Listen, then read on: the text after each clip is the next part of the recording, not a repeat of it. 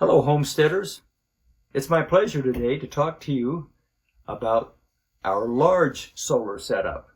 If you've been following us on YouTube, you'll know that we started out with the very simplest kind of solar setup, which just had a little panel and some kind of appliance, or it charged a battery. And then each system that we showed you got a little bit more complex.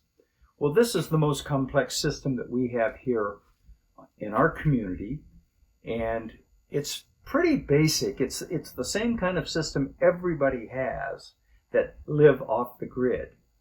And so I'm going to show it to you. Ours is relatively small. It can be larger than ours. This one is about 2,000 watts of solar panels. And that's about as large as I like to get as far as me personally helping people design. If you're going to get much larger than that, you really need to get a licensed professional electrician. You're getting into wattage and amperage that can kill you. And so even when you're doing this system, you want to be very careful. But if you'll follow the instructions in our training manual, the AbundaCulture training manual, my producer will put the page numbers where we take you through a very simple solar setup that you can build yourself. And I really encourage you to start there. And then you can always add to your knowledge and add to the system as time goes by. Let's take a look at this one. We have about 2,000 watts of solar panels, and you'll see that. And then the panels come with those wires right up there. They come in. This, and this are charge controllers. You remember what the charge controller does. It's measuring what's going on in the batteries and measuring what's going on at the panels, and it's deciding whether or not it needs to let electricity come to the batteries. So it's all automatic, and you never have to worry about it. We started this system with just one charge controller. But when I added a refrigerator, an electric refrigerator to our system, I needed to add another charge controller. So this is the one that comes just for the refrigerator. And both of these charge controllers go into the battery bank, which is in this box. We have 10 golf cart batteries here. And I prefer the golf cart batteries, and you can read the section on batteries and understand why I like those. I'm not up to lithium yet. I think lithium has a way to go. It has some problems with it that a lot of my friends have run into when they tried to go to lithium. And so I'm pretty happy to stay with a tried and true technology, the old golf cart battery. It's a lead acid battery, and it works extremely well. And the price is right. It's the most cost-effective way you can get involved with having your own batteries with solar. Now, you'll notice coming off of the battery box here, where we have 10 golf cart batteries, is this pipe. And this pipe vents the hydrogen gas that's created when batteries are charging or discharging. Now, hydrogen gas is highly volatile. Think Hindenburg. So you don't want to mess with it. And what we have here is a tightly sealed box. And then the vent goes right to the outside. And that's how simple it is. I put the batteries inside of my living structures for a good reason. Batteries are like people. They don't like it too hot, and they don't like it too cold. They like it just fine at the same temperatures that we enjoy. So by putting it inside the structure, your batteries are going to last much longer, and they're going to work much better for you over the long run. So we've come in here, we've gone through the charge controllers. The charge controllers send the current down to the batteries. Now, in these larger systems, most of us want to have an inverter. These batteries are wired at 12 volts DC, direct current. And most of us want to have 110, 120 AC, alternating current. And that's done with the inverter right here. This makes the 12 volt DC into AC current, And that's the kind of current that you can plug in anything that you can buy at Walmart. We have a microwave, we have computers. It all runs beautifully on the inverter. The inverter, though, when you add the inverter, you have to be very careful because AC at these levels that we're talking about here, alternating current will kill you. And DC current at the levels that we're running with the small current that we have typically won't kill you. You have to try real hard to kill yourself. So when you add that inverter, it's getting serious. So be aware of that. If you're not comfortable with electricity, you can do a lot. You can put up your solar panels. We tell you how to do everything. You can put in your fuse boxes, all those things you can do. But if you're not comfortable with that, then for heaven's sakes, get yourself an electrician who can help you with this. And just about any electrician can be a great help to you. So what we have here, I have some 12-volt things. So I have both 120, the stuff from Walmart, plus I have 12-volt. And the reason for that is if this inverter goes down and I don't have anything that's running directly off the batteries, then I'm going to be sitting in the dark. So I have some lights in the kitchen that run off 12-volt and a few lights in other places. So I'm not sitting in the dark. And that's kind of important.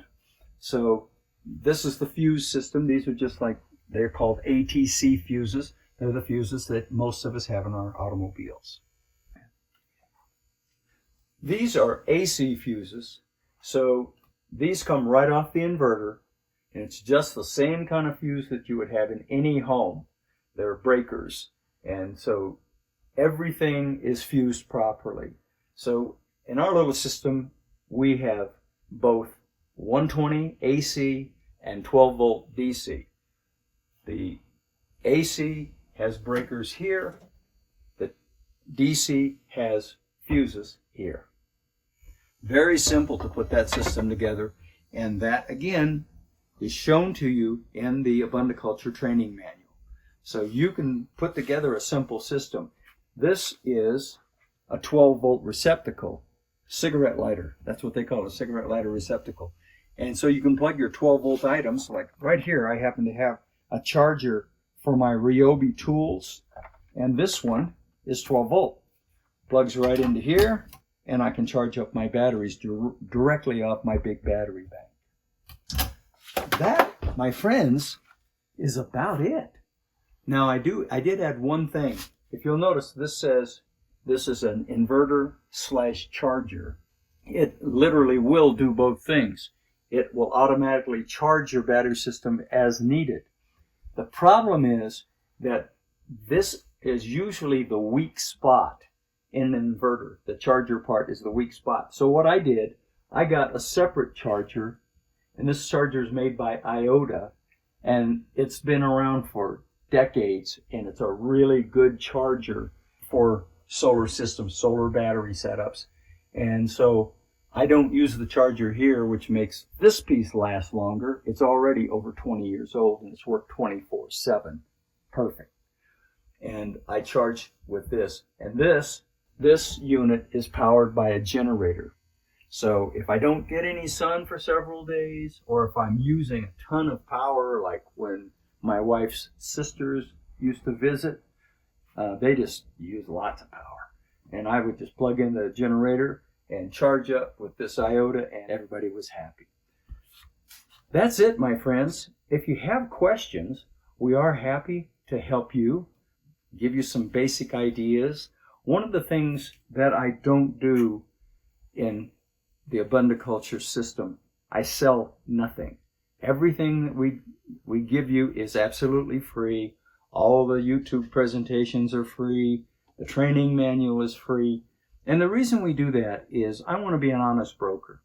And if I was selling these products and I said, oh, you want to buy this one, in the back of your mind you're thinking, he's just making a buck on that. Maybe I can get one that's better and cheaper. Well, that's not the game we play here. I will tell you what I've learned that works, the products that I have found to be particularly reliable, and I have no dog in the fight. I'm not going to make any money in that process. But I'm always learning and trying to figure out, okay, what's the new product out there that is really good, and if it's the one that works for you, I'll tell you about it.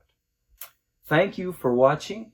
You can send your questions to AbundaCulture, and we're glad to help you as you design your system. We've had it for over 20 years. We're absolutely happy with it. It's never gone down in 20 years. In the place where I live, most people have their electricity that's on the grid go out at least a couple of times every winter. We've never had that problem. So there are some good things about solar. It's not for everybody, but it sure has been good for us. Thanks for watching. Keep on watching the YouTube presentations. I think we've got a lot of things that might be helpful to you. And keep your eyes on the sky, because he's coming back real soon. Yes, we're all in a master plan. Though the things we do are just grains of sand, when these things are touched by the master's hand, then our lives turn into mountains in a master plan.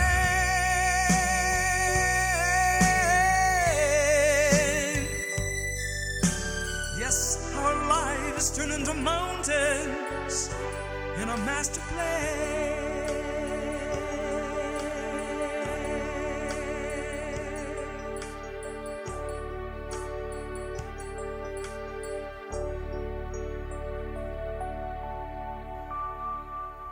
Ready whenever you are. Hello, homesteaders. Today it's my pleasure to talk to you about the last solar YouTube presentation that we'll do for a while. What we've done, we started out at the